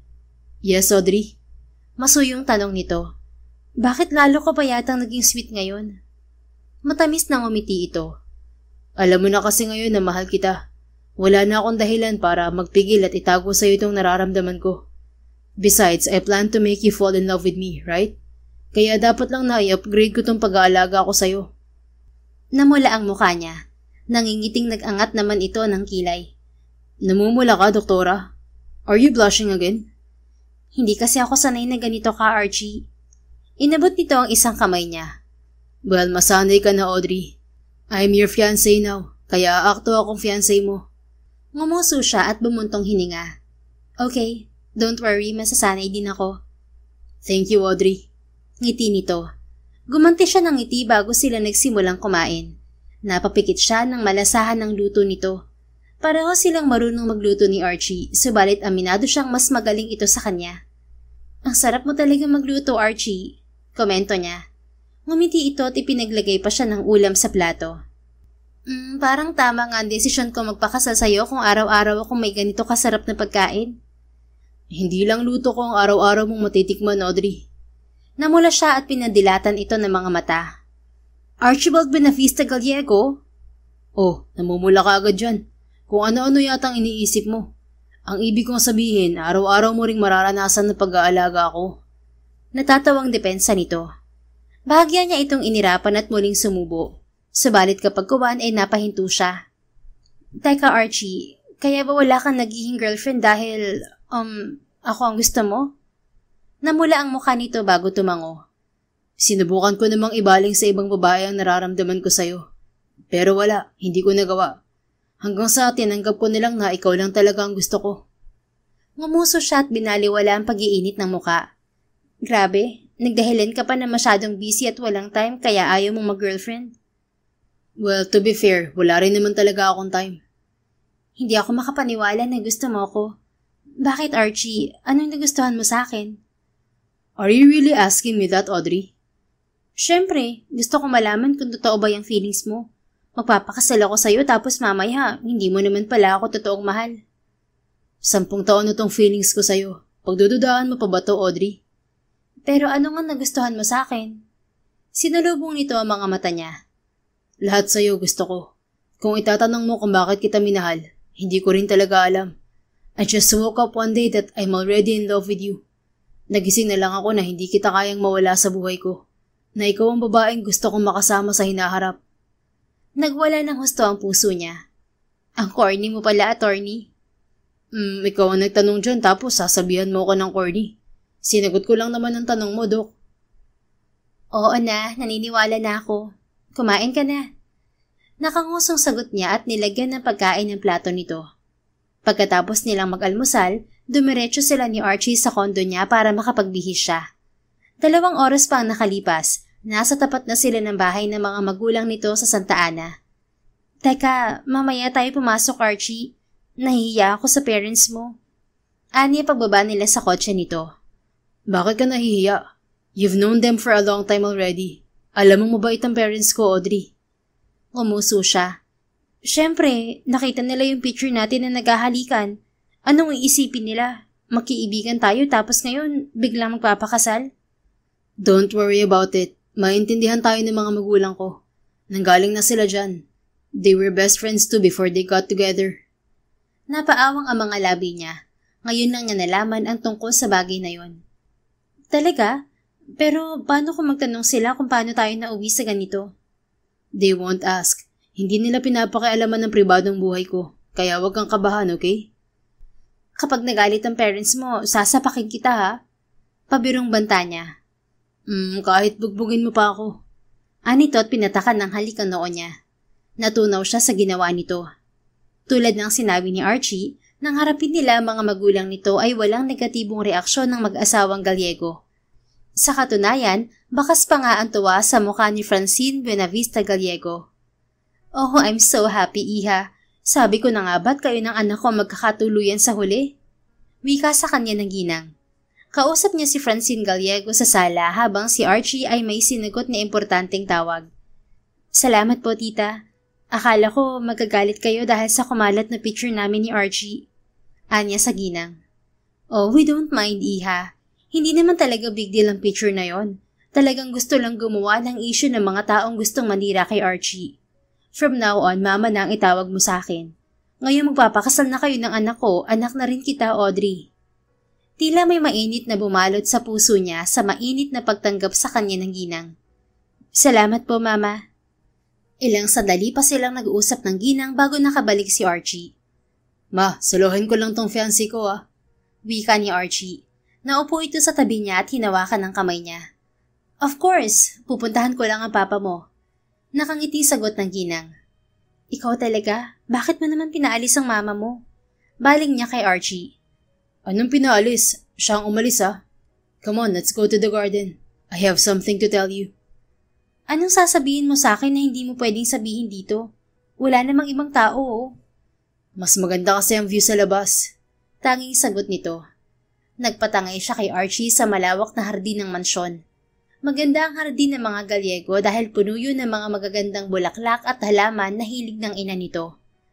Pagdating nila roon, inilabas ni Archie ang isang singsing. Bakit may singsing ka? Tanong niya habang nakatingin sa eleganteng singsing na hawak nito. This is my mother's engagement ring. Sa akin niya binigay dahil akong panganay na anak. Now I'm giving it to you, my future wife. Matamis ang ngiting sagot ni Archie. Hawak ang singsing ay lumuhod ito sa harap niya. Will you marry me, Dr. Audrey Buenaflor? Archie, bakit may ganito pa? I want to make everything official. Para kapag nagtanong ang mga anak at apo natin kung paano ako nag-propose sa'yo, may maisasagot ako. Now please say yes and be my wife, Audrey. Natawa siya at tumango. Of course, yes. I will marry you. Malaki ang ngiting tumayo ito at isinuot ang singsing sa daliri niya. Mainit ang pusong napatitig siya sa singsing. Napagtanto niya na wala ng atrasan ng pagpapakasal niya kay Archie. Oh my God, totoo na talaga to. Magpapakasal talaga tayo. Sambit niya sa binata. Masuyong hinalikan nito ang kamay niya. Believe it, Audrey. Magiging asawa mo ko. Kung may pagdadalawang isip ka, ngayon pa lang magsabi ka na. Dahil bukas, hindi na kita bibigyan ng pagkakataong umatras. Hindi ako aatras, Archie. Magpapakasal ako sa'yo. Buo ang loob na sagot niya na ikinangiti ng binata. Sa sumunod na mga araw ay pinagplanuhan nila ni Archie ang kasal nila. Pareho nilang napagkasunduan na gawing pribado ang pag-iisang dibdib. Dahil sa inilabas na statement sa media ng kampo ni Archie na fiancé siya ng binata at nakatakda silang magpakasal, ay unti-unti ring nawala ang negatibong komento ng madla. Wala ba tayong bachelorette party, Audrey? Tanong sa kanya ng kaibigang si Donna nang makapag-usap sila sa ospital. Sa darating na weekend na ang kasal nila ni Archie, tanging si Donna lang ang inimbita niya mula sa side niya. Wala na kaming time ni Archie para sa ganyan. 3 araw nga lang ang nakuha kong leave sa ospital. Bakit kasi nagmadali kayo? Ano, natatakot ba si Archie na magbagong isip mo? Tanging kay Donna lang niya sinabi ko bakit sila nauwi sa pagpapakasal ni Archie. Hindi naman magbabago ang isip ko. May isang salita ako. Sagot niya. Aba, Tanga ka na pag nagbago pa ang isip mo, no? Si Archie na yan, no? Imagine, sa lahat ng babae, ikaw ang tanging gusto niya. Ay nako, kung ako ikaw, ako pang hihila sa kanya sa altar. Natawa siya. Sa tingin mo, matututunan ko kaya siyang mahalin? Kung yung ex mo nga minahal mo, si Archie pa kaya ang hindi? Sabi nga nila, the best foundation ng pagkakaibigan sa isang relasyon. Natigilan siya. Matapos ang nangyari sa kanila ni Archie, minsan lang sumagi sa isip niya ang dating nobyo. Speaking of Mike, alam mo bang nakita ko siya sa St. Luke's last week? Dahil yata yun sa ginawa mo sa kanya? Ani Donna. Buti nga na nabasag ang pagkalalaki niya para matigil ng pambababae niya. Sagot niya na nagpatawa sa kaibigan. Nang hapong yon, sinundo siya ni Archie sa trabaho. Pumasok ito sa opisina niya na natatakpan ang mukha ng malaking bouquet ng paborito niyang sunflower. Hi, future Mrs. Bati ng lalaki. Binaba nito ang hawak na pumpo ng bulaklak. Tumambad sa kanya ang malaking ngiti nito. Ang laki naman ng dala mong bulaklak, Archie. Komento niya. Siyempre, kasi laki to ng pagmamahal ko sa'yo. Corny. Anya at natatawang tinanggap ang bulaklak. Next time yung maliit na lang ang ibigay mo, magtipid ka, attorney. Mapapagastos ka sa campaign period. Wala ka pa namang partido. Pinili ni Archie na tumakbo bilang independent candidate dahil ayon sa binata, ayaw nitong magkaroon ng utang na loob sa kahit na anong partido. Maraming magdodonate na kamag-anak ko. Saka hindi naman ako gagastos ng malaki sa kampanya. Gusto kong patunayan na kaya kong manalo kahit konti lang ang makinarya. Anito. Kumusta ang araw mo, future mayor? Tanong niya matapos inspeksyonin ang bigay nito. Ayos naman. Galing ako sa isang radio interview bago ako nagpunta dito sa ospital. Hindi pa man nagsisimula ang kampanya ay marami ng media personnel ang nag-iimbita kay Archie upang makapanayam ang binata. Ikaw, kamusta ka, doktora? Ito, medyo pagod. Gusto ko ng ice cream. Natigilan ng binata, nanlaki ang mga mata. Teka, naglilihi ka ba? Namula ang mukha niya. Anong naglilihi ka dyan? Isang linggo pa lang mula nang may nangyari sa atin. Gusto ko ng ice cream kasi may period ako ngayon. Ba't namumula ka? Nagtanong lang eh. Pabirong sinapak niya ang braso nito. Ewan ko sa'yo, halika na nga. Bahagyang natawang kinuha ni Archie ang bag niya. Hinawakan din nito ang isang kamay niya. Sa nagdaang mga araw, unti-unti na siyang nasasanay sa pagiging mas malambing ng binata. Inaamin din niyang gusto niya ang pagiging mas sweet at maalaga ni Archie. Doktora, uwi na kayo? Ingat po. Wika sa kanila ng isang nurse na nakasalubong nila sa hallway ng ospital. Habang naglalakad sila ni Archie ay nakasunod ang tingin sa kanila ng mga staff ng ospital. Ngayon din ang ilang pasyente na siguradong kilala ang binata. Daming nakatingin sa atin. Ikaw kasi para kang artista, attorney. Wika niya kay Archie pagdating nila sa parking lot. Nakatingin na mga yun sa atin kasi bagay daw tayo. Nangingiting sagot nito. Umingo siya. Ang sabihin mo, crush ko ng mga nurse. Bakit? Nagsiselos ka ba? Nahuhulog ka na sa akin, doktora? Hoy, ang kapal mo ah. Natawa ito. Ito naman, masama bang umasa? Natatawa na lang siyang pumasok sa sasakyan. Dumiretso sila sa isang restaurant para maghapunan. Ilang araw pang lumipas, araw ng Sabado, naganap ang kasal nila ni Archie sa isang private beach na pag-aari ng pamilya nito sa Batangas. Tanging pamilya at malalapit na kaibigan nila ang dumalo roon. Audrey, buksan mo agad yung regalo ko sa iyo ah. Wika ni Donna nang magkasolo sila ng kaibigan. Si Archie ay kausap ang ilang kamag-anak nito. Bakit? Ano ba yung regalo mo? Sexing panty at bra para sa honeymoon niyo ng asawa mo. Nakangising sagot nito. Namula ng husto ang mukha niya. Ito naman, kung makablush parang inosente pa. Ano, wag mo sabihin hindi kayo mag-honeymoon ni attorney. Mag-honeymoon syempre. Sa katunayan, 3 araw silang magtatagal ni Archie sa resort na yon. Yun naman pala eh. Gamitin mo yung regalo ko para mabaliw sa'yo si attorney ah. Ewan ko sa'yo, Donna. Napapailing na lang nasagot niya sa kaibigan. Ilang oras pa ang nakalipas, nang maubos ang mga bisita nila, ay niyaya na siya ni Archie sa pribadong cottage nila. Binalot ng kaba ang dibdib niya nang mapag-isa sila ng asawa. Kalma, Audrey. Si Archie lang yan. Best friend mo. At may nangyari na sa inyo. Paalala sa kanya ng isang bahagi ng isip. Bakit tahimik ka? Pagod ka na, misis ko? Masuyong baling sa kanya ni Archie. Sa kabila ng kaba ay sinalubong niya ang tingin ng asawa. Kabado lang ako. Saan? Sa honeymoon natin. Bakit kinakabahan ng misis ko? Namula ang mukha niya. Siyempre, first time kong makita yung mo. Di ko naman nakita yan nung una. Natawa ang asawa niya. Agad din itong sumeryoso at ikinulong ang mukha niya gamit ang mga palad nito. You don't have to be nervous, wife. I respect you. Hindi kita pipilitin sa isang bagay na hindi ka handa. Pwede namang wala mo na mangyari sa atin. Saka na lang kapag mahal mo na ako. Tila may mainit na bumalot sa puso niya sa mga sinabi nito. Gayunpaman ay ngumusgo siya. Pero para saan ba ang pagpapakasal natin kung hindi natin gagampanan ng tungkulin natin sa isa't isa bilang mag-asawa? Napalunok ito. Gusto mong may mangyari sa atin ngayon? Nag-angat siya ng kilay. Ikaw ba, ayaw mo? Pumungay ang mga mata nito. Siyempre gusto ko, pero mas importante kung ano yung gusto mo, Audrey. Ikaw ang masusunod sa relasyon natin. Gusto ko rin, Archie.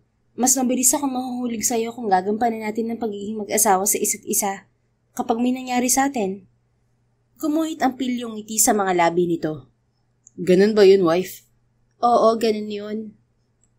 Oo nga. Bakit ba hindi ko naisip na gamitin tong katawan ko? Kailangan maadi ka sa halik ko. Dami pang satsat. Halikan mo na lang kaya ako. Nagmamadali ka, misis. Ang bagal mo eh. Bago pa ito makasagot ay hinilan na niya ang pang-itaas nito upang maglapat ang mga labi nila. Nang gabing yun, muli ay ipinaramdam sa kanya ng asawa na siya ang pinakamagandang babae sa mga mata nito. Kinabukasan, nagising si Audrey sa matipunong bisig ng asawa. Good morning. Masuyong bati ni Archie sa paos na boses. Ngumiti siya. Good morning. Pinagmasdan siya ni Archie. I can't believe I'm now married to you, Audrey. Kurutin mo nga ako. Bakit? Para mapatunayan ko na totoo ang lahat ng to at hindi ako nananaginip lang. Naaaliw na natawa siya. Ano ka ba? Totoo to, Archie. Hindi ka nananaginip. Ngumisi ito. O di sige, halikan mo na lang ako, Doktora Mrs. Natawa siya at pinatakan ng halik ang mga labi nito. Yun na yun. Gusto ko yung tulad ng paghalik mo sa akin kagabi. Yung may panggigigil. Ewan ko sa'yo, Archie. Umaga-umaga ah. Humalakak ito at yumakap sa kanya. Sige, payakap na lang ako sa magandang misis ko. Bumuntong hininga siya at hinayaan ng sarili sa mainit na bisig ng binata. Archie? Untag niya makalipas ang ilang sandali. Bakit misis ko? Archie, yung alaga mo, tumutusok sa tiyan ko. Natawa ito at bahagyang lumayo sa kanya. Puno ng kapilyuhan ng mga mata nito nang magtama ang mga tingin nila. Gusto yata ng round 2, misis. Nagpapakitang gilas eh. Ani Archie. Anong round 2? Nakadalawa ka na kagabi ah. Round 3 pala. Ano, pagbibigyan mo ba? Fine. Kunwari napilit ang sagot niya. Pero mabilis lang ah. Gutom na ako. Gusto ko ng tapsilog. Sus, gustong-gusto mo rin naman, Audrey. Adik ka na yata sa asawa mo. Tukso sa kanya ng isip. Don't worry, pakakainin kita ng masarap na tapsilog paglabas natin ng kwarto. Anito bago sinakop ang mga labi niya. Pareho silang gutom ng asawa paglabas ng silid. Sa sunod na 3 araw ay sinulit nila ang maiksing bakasyon sa pribadong beach ng pamilya nito. Ang bitin ng 3 araw na bakasyon natin, wika niya habang pabalik sila sa Maynila. Don't worry, Mrs. Babalik tayo dito. O kaya naman sa ibang bansa na tayo mag-second honeymoon. Second honeymoon talaga? Bakit? Parehas tayong bitin, di ba? Namula ang mukha niya. Ayaw man niyang aminin, subalit talagang na-addict siya sa mga halik at pangroromansa ng asawa. Pagdating nila sa Maynila, dahil hindi pa tapos ang pinapagawang bahay ni Archie, pansamantala ay sa kondo muna nito sila titira. Bago ang kasal nila ay nailipat na niya ang mga gamit niya roon. I have a wedding gift for you, Mrs. Wika ni Archie. Ha? Wedding gift? Nasaan? Nasa baba. Come on. Dinala siya ng asawa sa basement parking ng gusali. Katabi ng kotse niya ay isang bagong Harley-Davidson motorcycle. I hope you like it, Mrs. ko. Nakangiting baling sa kanya ng asawa. Nalaglagan pa nga niya. Matagal na niyang pangarap na magkaroon ng ganoong klaseng motorsiklo. Subalit dahil alam niyang mahal yun, ay hindi niya yun kayang bilhin. Archie, hindi mo naman ako kailangan regaluhan ng ganito. Ang mahal-mahal ng motor na to. Sagot niya sa asawa. You deserve it, Mrs. Anito at hinalikan siya sa sentido. Nag-init ang puso niya. Thank you, mister. You're always welcome. Ako lang iaangkas mo dyan, ha? Natawa siya. Siyempre, sino pa bang iaangkas ko kundi ang asawa ko lang? Good. Ngumuso siya. Sorry, wala akong regalo sa'yo. Hindi ko kailangan ng regalo, Mrs. Sobra-sobra na sa akin yung pumayag kang maging asawa ko. Oh, grabe naman tong asawa ko. On the other hand, pwedeng kiss na lang ang iregalo mo sa akin. Maraming kiss. Malambing nahirik nito. Huwag dito sa parking lot. Baka may makakita na naman sa atin. Isipin na naman ng mga tao kung saan-saan na lang nakikipaghalikan si Attorney Archibald Gallego. Humalakhak ito. Pagkatapos nilang inspeksyonin ang bagong motor ay bumalik sila sa kondo nito. Doon niya ibinigay ang halik na gusto ng asawa. Nang hapong yon, sinubukan niyang gamitin ang motor na regalo ni Archie. Siyempre ay angkas niyang mister. Hey, dahan-dahan na nga papatakbo, Mrs.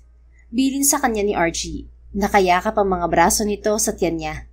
Agad niyang binagalan ang patakbo sa motor. Sorry, na-excite lang ako, mister. Feeling ko bida ako sa isang action film tapos ikaw ang sidekick ko. Anong pangalan ng action film na yan? Natatawang tanong nito. Ang doktorong astig at asawa niyang pogi? Sagot niya na lalong ikinatawa nito. Seriously, mister, ang sarap talaga sakyan itong motor. Mas masarap pa sa asawa mo. Hoy, Archibald Gallego. Umalingaw nga ang halakak nito. Mag-focus ka sa kalsada, Mrs. Natawa na lang din siya bago itinungo ng atensyon sa daan. Sa sumunod na araw ay bumalik na silang mag-asawa sa trabaho. Habang naghahanda si Archie para sa kampanya, ay pinapractice pa rin ito ang propesyon nito sa pribadong law firm na pag-aari ng mga Buenavista. Huwag ka masyadong mapagod sa trabaho, Mrs. Huwag mo kalimutang kumain, ha? Bilin sa kanya ng asawa nang ihatid siya nito sa ospital. Opo, mister, ikaw din. Huwag ka masyadong magpagod. Hindi talaga, kasi ikaw ang gusto kong pumagod sa akin mamayang gabi. Pilyong sagot nito na ikinatawa niya. Ikaw talaga? Baba na nga ako? Kiss ko muna, Mrs. Gallego. Hindi ko yun pwedeng makalimutan. Hindi ako makakapag-concentrate sa trabaho. Natawa siya at pinagbigyan ng asawa. Pagpasok niya sa trabaho ay hindi mapuknat ang ngiti niya. Lalo pang gumanda ang mood niya nang batiin siya ng mga kasama sa trabaho. Yun kasi ang unang araw niya sa trabaho bilang Mrs. Gallego. Kamusta ang pagiging Mrs. ni Attorney Archibald Gallego? Usisa sa kanya ni Donna habang magkasama silang kumakain ng lunch sa opisina nito. Masaya, masarap, sagot niya sa kaibigan. Isang linggo pa lang siyang asawa ni Archie subalit pakiwari niya ay tila matagal na ang pagsasama nila. Talaga? Gano'ng kasarap si Attorney? Namula siya. Ano ka ba? Ang ibig ko sabihin masarap siyang asawa. Alagang-alaga niya ako, ganun. Pero literal na masarap din siya. Siyempre, mabilis na sagot niya. Kung makapagsalita, parang in love ka na sa asawa mo ah. Tukso nito. Ngumuso siya. Hindi pa, Donna. Pero masaya ako sa kanya. Hindi ako nagsisisi na pumayag ako magpakasal kami. Well, Archie is a Buenavista. Narinig ko pa naman na masarap daw talaga magmahal ang mga Buenavista. It's like in their genes or something. Tumango siya dahil sang-ayon siya sa sinabi nito. Talagang napakasarap magmahal ng asawa niya. Nang hapong yun ay sinundo siya ni Archie sa trabaho. Ganon din sa mga sumunod na araw. Kapag walang pasok ay namamasyal sila. Magkatulong din sila sa mga gawaing bahay. Subalit mas madalas siyang ipagluto at pagsilbihan ni Archie. Alagang-alaga si Audrey ng kanyang asawa at araw-araw niyang nararamdaman ang pagmamahal nito sa kanya. Habang lumilipas ang mga araw, unti-unti na ngang nahuhulog ang loob niya sa mister. Mabilis na lumipas ang mga linggo hanggang sa dumating ang unang araw ng campaign period para sa local election. Sigurado kang sasama ka sa pangangampanya, Mrs. Tanong ni Archie. Walang trabaho si Audrey ng araw na yon. Plano niyang sumama sa pangangampanya ng asawa. Siyempre, sasama ako sa'yo. Full support ako sa kandidatura ng asawa ko, no? Ngiti niya kay Archie. Magbabahay-bahay kami ngayon. Mainit sa labas. Ano naman? Sanay ako sa init, mister. Di naman ako lumaki sa aircon. Nagmamotor nga ako, oh. Hayaan mong suportahan kita, Archie. Okay. Thank you, Mrs. Anito at hinalikan ng kamay niya. Tulad ng sinabi niya, sumama si Audrey sa pangangampanya ng asawa. Pareho silang nakasuot ng puting polo shirt na may naka-imprentang pangalan nito. Pagdating pa lang nila sa barangay na pangangampanyahan nila ng araw na yon, ay pinagkaguluhan na si Archie. Tila isang artista ang asawa niya. Magandang umaga po sa inyo. Bati ni Audrey sa may edad na ginang na nakasalubong nila. Ikaw ba ang asawa ni Attorney Archie? Ako nga po. Nako, ang ganda mo pala, iha. Bagay kayo ni Attorney. Salamat po. Pakiboto po sana ang asawa ko sa darating na eleksyon. Attorney Archie Buenavista Gallego, number 2 po sa balota. Talagang kay Attorney Archie Gallego ang boto namin, iha. Sagot ng ginang. Maraming salamat po. Maya-maya ay nilapitan siya ng asawa. Mrs., pawis ka na. Masuyong wika ni Archie. Sa harap ng campaign team nito at mga tao ay pinunasan nito ang pawisang noo niya. Ang sweet naman ni Attorney. Komento ng isang ginang na malapit sa kanila. Ngumiti si Audrey. Ganyan po talaga ang asawa ko, maalaga. Kapag naging alkalde siya, makakaasa po kayo na aalagaan niya rin kayong lahat. Di ba, mister? Paling niya kay Archie at kinindatan ito. Napangiti siyang lalo nang mamula ang mukha nito. Nang araw na yon ay alas 7 ng gabi na sila nakauwi sa kondo nito. Dahil pagod ay sa labas na sila kumain kasama ang team nito. Gustong gusto ka ng mga tao, Archie. Daming nagpapapicture sa'yo. Dami rin yung mayakap. Yung iba may pagbisil pa sa braso mo. Wika niya sa asawa. Magkatabi sila sa sofa ng kondo nito habang nanonood ng TV. Hindi ko mapigilan yung mga tao, Mrs. Okay lang yan. Yung ibang ang kandidato kung ano-anong kakornihang pakulo ang ginagawa. Siyempre, dapat gamitin mo rin yung asset mo para makahatak ng boto. Bahagyang umangat ang kilay nito. Ayos lang sa asawa ko na hawakan ako ng iba. Hanggang hawak lang naman sila. Ako lang ang may-ari sa'yo. Ako lang ang pwedeng tumikim. Mayabang na sagot niya. Ikaw lang naman talaga. Sayong-sayo lang ako, Dok. Gumapang ang kilig sa dibdib niya. Mister? Yes, Mrs. Hinarap niya ito. Sana alam mo na kahit number 2 ka sa balota, ikaw ang number 1 sa puso ko. Napatitig sa kanya si Archie. Ngumiti naman siya at mabilis itong pinatakan ng halik sa mga labi. I love you, Attorney Archibald Buenavista Gallego, future mayor ng Santa Ana, future daddy ng mga anak ko. Napaawang ang mga labi nito. Mahal mo na ako, Audrey. Masuyo siyang tumango.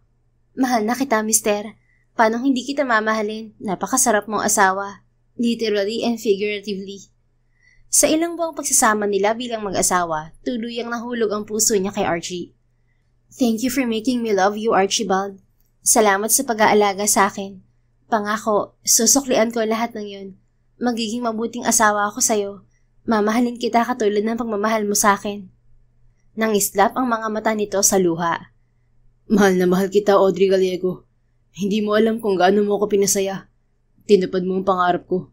Akala ko hanggang sa panaginip ko na lang maririnig na mahal mo rin ako. Masuyo siyang ngumiti at inabot ang mukha nito. Talaga? Gaano kasaya ang mister ko?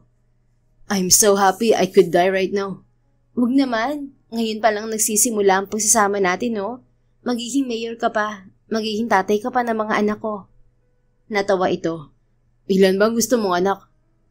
3 siguro? Parang kayo lang, 3 magkakapatid. Pahirit ng isa, Mrs. 4 ang gusto ko. 2 lalaki at 2 babae. Malawak ang bakuran ng bahay na binili ko. Maglalagay ako ng playground para sa mga anak natin. Tapos swimming pool at treehouse. Gusto ko sa'yo magmana ng mga anak natin para lumaki silang mababait at hindi mahirap alagaan. Kapag sa akin, siguradong pasaway sila. Natatawang pinatakan siya ng asawa ng halik sa mga labi. Come on, Mrs. Simulan na natin ngayon ang paggawa ng baby. Ha? Akala ko ba pagod ka na? Anong pagod? Kailan pa ako napagod pagdating sa'yo? Kayang-kaya ko pang 3 round ngayong gabi. Sige nga, tignan natin kung kaya mo. Natatawang ikinawit niya ang braso sa batok nito. Sa sumunod na araw ay lalo pang naging masaya ang pagsasama nilang mag-asawa. Kahit parehong abala sa trabaho at pangangampanya, ay hindi sila nawawalan ng oras sa isa't isa. Araw ng Martes, kumakain si Audrey ng tanghalian nang tumawag sa kanya ang asawa. Nag-lunch ka na, Mrs.? Tanong nito. Kumakain ako ngayon. Ikaw? Magla-lunch pa lang. By the way, Mrs., may emergency meeting kami ng campaign team ko mamaya. Baka gabihin ako kaya hindi kita masusundo. Ayos lang, mister. Magta-taxi na lang ako pa uwi. Kanina kasi hinatid siya nito sa trabaho. Mag-ingat ka mamaya pag uwi, okay? Yes po, ikaw din. May gusto ka bang iuwi ko mamaya? Sarili mo, syempre. Bukod sa sarili ko, mahal kong asawa. Gusto ko ng Oreo cheesecake. Naglilihi ng misis ko. Hindi pa? Excited? Sigurado ka po? Napanguso siya. Oo, baka nakalimutan mong OB tong asawa mo at saka katatapos lang ng period ko. Hindi bale. Gagalingan ko pa para makabuo na tayo. Natawa siya. Sige na, tatapusin ko na yung pagkain ko. Kumain ka na rin ha. Okay po. Take care, Dr. Mrs. Mahal kita. Mahal din kita, attorney. Walang puktat ang ngiti sa mga labi ni Audrey nang ibaba ang tawag. Masayang itinuloy niya ang pagkain. Pagdating ng 4:00 ng hapon, nag-out siya sa ospital. Naghihintay siya ng taxi ng isang pamilyar na lalaki ang lumapit sa kanya. Ang dating nobyong si Mike. Agad na nagsalubong ang mga kilay niya. Hindi ba sabi ko huwag kang magpapakita sa akin kahit kailan? I need to talk to you, Audrey. Wala tayong dapat pag-usapan, Mike. Kailangan mo makipag-usap sa akin kung ayaw mong matalo sa eleksyon ng asawa mo. Natigilan siya sa sinabi nito. Pinagbabantaan mo ba ako? Bumuntong hininga ito. I need your help, Audrey. Kung hindi ka papayag na makipag-usap sa akin at tulungan ako, madadamay ang asawa mo. Sa huli ay pumayag siyang makipag-usap sa dating nobyo. Nagpunta sila sa isang coffee shop malapit sa ospital. Walang ibang customer doon maliban sa kanila. Pagdating sa mesa, nagring ang cellphone niya. Hindi niya sinagot ang tawag nang makitang si Archie ang nasa kabilang linya. Sa halip ay ibinalik niya ang tingin sa dating nobyo. Inilapag nito sa harap niya ang isang medical file. Na-ospital ako dahil sa ginawa mo sa akin, Audrey. Naapektuhan ng kakayahan ko magkaanak. Sabi ng doktor, maaayos lang ang pagkalalaki ko kung magpapa-opera ako. Hindi birong halagang gagastusin ko. Kailangan ko ng tulong mo. Ikaw ang may gawa nito. Ikaw ang dapat na gumastos sa operasyon ko. Kailangan ko ng kalahating milyon. Deklara ni Mike. Ikaw ang may gawa niyan sa sarili mo, Mike. Ikaw ang nagloko. Isa pa, dinipensahan ko lang ang sarili ko. Hindi naman talaga kita sisipain kung hindi mo ako sinubukang saktan. Sagot ni Audrey sa dating nobyo. Kaya nga hindi ka nagsampa ng kaso, di ba? Ikaw ang mapapahiya sa korte dahil ikaw tong ng babae. Hindi ako makakapagkaso, pero kaya kong sirain ang kandidatura ng asawa mo.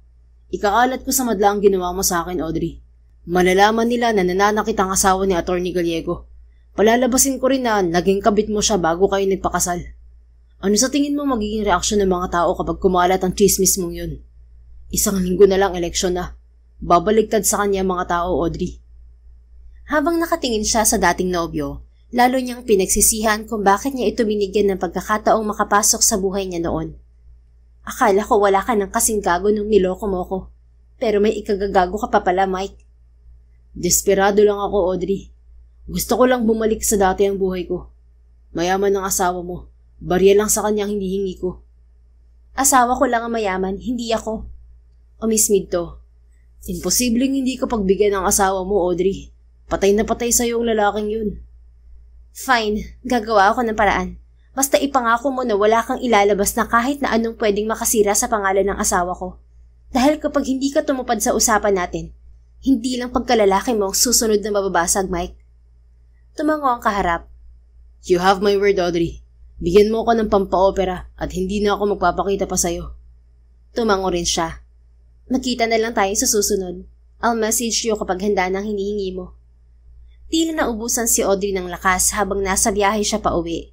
Isa lang ang sigurado niya, hindi siya papayag na masira ang pangalan ng asawa. Pagdating niya sa kondo, nabigla siya nang abutan na roon si Archie. Mister, akala ko mamaya ka pa uuwi. Tanong niya sa asawa. Hindi natuloy ang meeting namin. Dumiretso na ako ng uwi dahil akala ko nandito ka na rin. Tinawagan kita pero hindi ka sumasagot. Bahagya siyang nag-iwas ng tingin. Sorry, may emergency lang sa ospital kaya hindi ako nakauwi agad. Hindi ko rin nasagot ang tawag mo. Nagpasya siyang wag na ipaalam kay Archie ang tungkol sa pag-uusap nila ni Mike. Siya ang gumawa ng problemang yon, kaya siya lang ang dapat na mag-ayos. Alam niyang marami nang iniisip at inaasikaso ang asawa sa nalalapit na eleksyon. Ayaw na niyang dumagdag pa sa isipin nito. Sandali siyang pinagmasdan ng asawa. Pagkatapos ay tumango ito. Gusto mong kumain na? Nag-uwi ako ng dinner. Bumili rin ako ng Oreo cheesecake mo. Napangiti siya. Talaga? The best talaga tong mister ko? Wala bang kiss dyan? Pilyong tanong nito. Natawa siya at hinalikan ng asawa. Nang gabing yon, pansamantala niyang nakalimutan ang naging pag-uusap sa dating nobyo. 3 araw ang nakalipas, naihanda na ni Audrey ang perang hinihingi ni Mike. Kinulang pa ang sariling ipon niya sa bangko kaya kinailangan pa niyang manghiram ng pera kay Donna. Mister, magkikita pala kami ni Donna mamaya kaya baka malate ako ng uwi. Anya sa asawa habang nasa biyahe sila patungo sa trabaho. May bibilhin daw siya sa mall kaya magpapasama sa akin. Pagpapatuloy pa niya. Sumulip sa kanyang asawa. Hindi tayo sabay magdi-dinner mamaya, Audrey. Bakit? Hindi ka nasanay na hindi ako kasabay kumain? Tukso niya rito. Alam mong ikaw nga lagi kong gustong kasabay kumain. Nag-init ang puso niya. Don't worry, hindi ako magtatagal. Sabay tayo mag-dinner mamaya. Masuyong umiti si Archie. Pagdating sa tapat ng ospital ay nagsalo sila sa isang mabilis na halik bago siya bumaba ng sasakyan. Normal ang naging maghapon ni Audrey sa ospital. Pagkatapos ng trabaho, agad siyang dumiretso sa restaurant kung saan kikitain ng dating nobyo. Dala niya ang brown envelope kung saan naroon ang perang ibibigay sa binata. Ilang minuto na siyang nasa mesa nang dumating si Mike. Ang tagal mo. Reklamo niya sa lalaki. Sorry, inabutan ako ng traffic. Inilahad niya rito ang isang folder. Bago ko ibigay sa iyo ang perang hinihingi mo, gusto kong pirmahan mo muna tong kontratang dala ko. Wala akong tiwala sa iyo, Mike. Tutupad ako sa sinabi ko, Audrey. Mabuti na yung sigurado. Nagawa mo nga akong lokohin eh. Bumuntong hininga ang kaharap at tumango. Subalit bago pa nito mapirmahan ang dokumento, natanaw niya ang asawa na papalapit sa kanila. Nanlaki ang mga mata ni Audrey kasabay ng pagwawala ng puso niya. Shit, bakit nandito ang asawa ko? May alam ba siya o nagkataon lang na nandito siya sa restaurant na to? Nagpapanik na tanong niya sa isip. Maging si Mike ay nabigla nang makita ang asawa niya. Archie, wala sa sariling sambit niya nang huminto ang asawa sa mesa nila ng dating nobyo. Seryoso ang mukha nito at hindi niya mabasa ang ekspresyon. Sandali siyang tiningnan ng asawa bago nito inilipat ang mga mata kay Mike. Pagkatapos mong lokohin ang asawa ko, ikaw pang may kapal ng mukha na pagbantaan siya. But still, I feel like I need to thank you, De La Rosa. Dahil kung hindi mo sinaktan si Audrey, hindi siya mapupunta sa akin. Inilabas ni Archie ang isang cheque at inilapag sa mesa. Doble pa yan ang perang hinihingi mo sa asawa ko. Take that. Sign the damn paper and leave. At wag na wag ka nang lalapit pa ulit sa asawa ko. Walang imik na pinirmahan ni Mike ang dokumento. Agad yung kinuha ni Archie bago nito hinawakan ng isang kamay ni Audrey. Let's go home, Mrs. Walang imik na nagpatianod siya kay Archie. Pagdating nila sa sasakyan nito, saka lang siya nagkaroon ng lakas ng loob na magsalita. Archie, I'm sorry. Hinarap siya nito. Audrey, bakit hindi mo sinabi sa akin na kinausap ka ng gagong yun? Paano mo nalaman ng tungkol doon? Kay Donna. Napilitan siyang sabihin sa akin pagkatapos ko siyang kausapin. Bumuntong hininga ito. Noong nakaraang araw na nalate ka ng uwi, alam ko nagsinungaling ka sa akin. May staff ako na nakakita sa'yo kasama ang ex mo. Hindi kita kinumpronta dahil naghintay ako na ikaw ang magsabi sa akin. Pero wala ako narinig sa'yo, Audrey. Hinawakan niya ang braso nito. I'm sorry, Archie. Hindi ko gustong maglihim sa'yo pero ayoko makadagdag pa sa isipin mo. Problema ko yun kaya gusto kong akong gumawa ng solusyon. Mag-asawa tayo, Audrey. Kung anong problema mo, problema ko rin. Nag-init ang sulok ng mga mata niya. I'm sorry. Ayoko lang din talaga na mag-alala ka. Hindi ko rin sana pagbibigyan si Mike, pero nagbanta siya na sisiraan ka. Kapag ginawa niya yun, baka matalo ka sa eleksyon. Hindi ko mapapayagang mangyari yun. Pumungay ang mga mata nito. But I'd rather lose the election than lose you, Audrey. What are you saying, Archie? Pangarap mo yun. Masuyong umiti ang asawa. Pangalawa na lang yun mula nang minahal kita.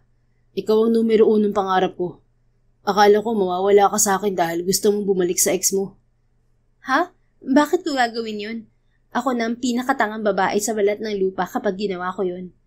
Inabot niya ang mukha nito. Ikaw ang mahal ko, Archie.